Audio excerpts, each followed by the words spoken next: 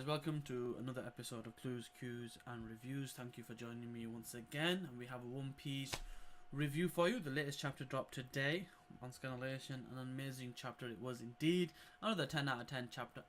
Knocked it out of the park.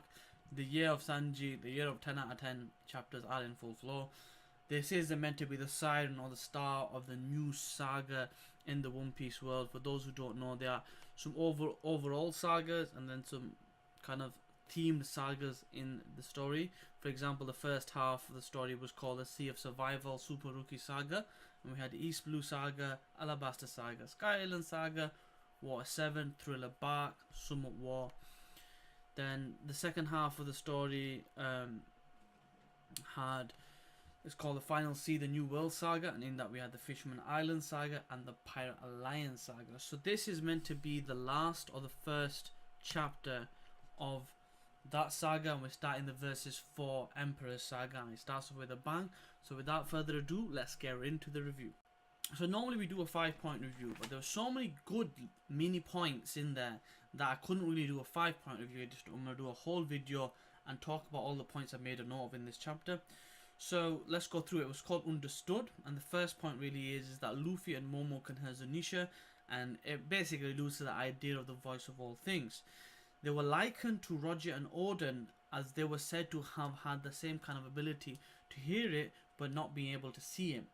Now this is interesting because now Momo later on in this chapter is able to actually speak and give it a command. So effectively we find out that Zo or Zunisha was had a crime or did something in the past, which meant that it was punished by basically being sent out to sea to wander. And he's been doing that for 1,000 years. What that crime was, I don't know, and how many more are there like Zo or Zunisha? Are they likened to Wano because they accepted the command? And basically Zo wanted permission to fight. Now why did Zo want permission to fight? Because Jack was attacking it and he knew that if it went down they would be in grave danger.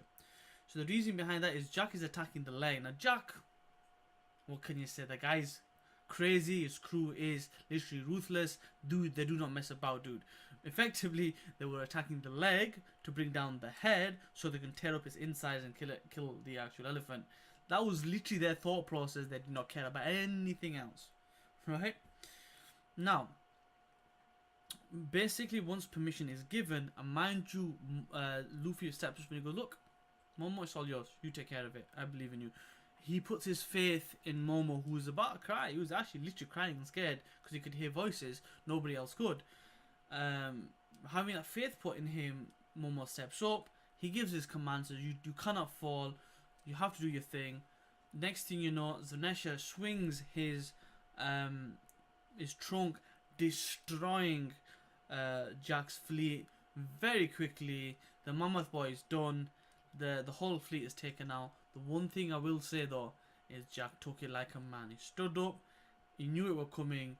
He couldn't dodge it. He knew he wouldn't even try. He didn't get scared. He just took it. Had no choice in the matter anyway. But he went down with pride. The rest of his crew basically dirty the pants, crap the pants. But no, not Jack. Jack stood his ground, did his thing, and yeah, he got taken out. Is this the end of Jack? I really hope not, because a big deal was made out of him. A 1 billion bounty arc. The 3 calamities. We really want to see all the 3 calamities together to take on the monster trio or whatever needs to be done from the Straw Hat Alliance to fight them. So I really want that to happen, and I want him to come back at some point. I'm not really too fond of his crew, but I want to see Jack again. Now as soon as that's done, it sets up the separation, because Luffy's like, oh yeah, we're ready to go now, can I have some food? And then we have an interesting point at the end. There's a call being received, and it's meant to be for Kaido-sama. The actual design of the Denden Mushi is based around Apu, so a lot of people are thinking it's Apu. And it's Scratchman Apu, who's meant to be in alliance with Kid and Hawkins.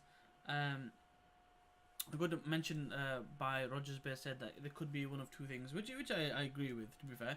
And the thought process really is that, is it a situation where Apu infiltrated the alliance so that they could find out where they were and take them down, or is this generally a case that, like most of other kind of the Super 11 supernovas, they all went under the wing of a Yonkou, because the only two ways you can survive in the new world is go under the Yonkou or go against the Yonkou, and they may have opted to do that. It would be more cool if Strachman Apu was like the super agent James Bond type of thing, and he infiltrated them. We'll have to wait and see in the next chapter to find out. So here's a few points now. So I mean, we've gone through the chapter, we've gone through a bit of speculation. Here's a few points to consider now. Roger and Odin, although they appear to have had the worst voice of all things and they could hear Zanesha, they couldn't give it a command. Momo did. What this effectively does set up is the idea or maybe a linkage to the whole ancient weapon situation. Because if you look at the parallels of all the places they visited, and I've talked about ancient weapons before and my thoughts on them, or they're all in my playlist under One Piece anyway, so check out my theories, One Piece theories. I talked about ancient weapons before. So we met Shirahoshi, so we've gone to the leagues under the sea, and Shirahoshi can talk to Sea Kings, right? Luffy could hear them, the voice of all things. We went to Skypiea, and although this is a slightly different thing, we had someone that could hear everything, and now, but that was Haki, in using his ability to kind of hear voices everywhere. It was a mantra. But we heard about the voice of all things again. And now, we meet the Minks, and we have someone that could talk to Zanesha as well, and link, they're linked to him. So it's interesting to see that supposed royal bloodlines. I mean, Shirahoshi is a royal bloodline of the Fishmen. Odin is Odin and his son Momonosuke are a type of royal bloodline for Wano. It's a clan. It's not necessarily the shogun, so to speak. It's one of the main families. It's not the ruling family, but it's interesting to see that royal bloodlines have a greater impact on the story. Voice of all things, Haki, and things like that. Also, it's interesting that Momo could see using Zo's eyes, and I'd imagine this is another step in the techniques of mastering the voice of all things. I think what the voice of all things is about is kind of something similar to seeing into the past and the present, and I think that's what's going to link to the end, where when we were told he's waiting. So the idea, in my opinion, that anything living currently or in the past, recorded memories and thoughts, can be accessed through the voice of all things, whether it's a form of haki, something that you're inherently born with, something to do with your bloodline. It's something along those lines, and does set up the possibilities of the final, you could say, course of actions or activities or actions that happen that sets up the final war. And I'm hoping that that's possibly what people meant, Whitebeard meant about he's waiting for you. Maybe there is the essence of Goldie Roger at the final island at Raftel, and using the voice of all things, you can hopefully hear him, speak to him, get his thoughts, and find out more about the Void Century. That's all for me today, guys. If you enjoyed my quick summary, quick thoughts, some of my theory at the end, give me a thumbs up and let me know in the comment section below. If there's anything I missed, let me know.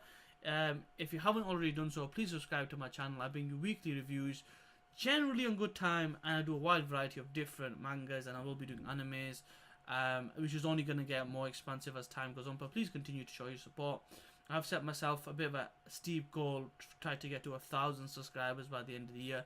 So please show your support in helping me get to that goal, and I'll see you in the next one.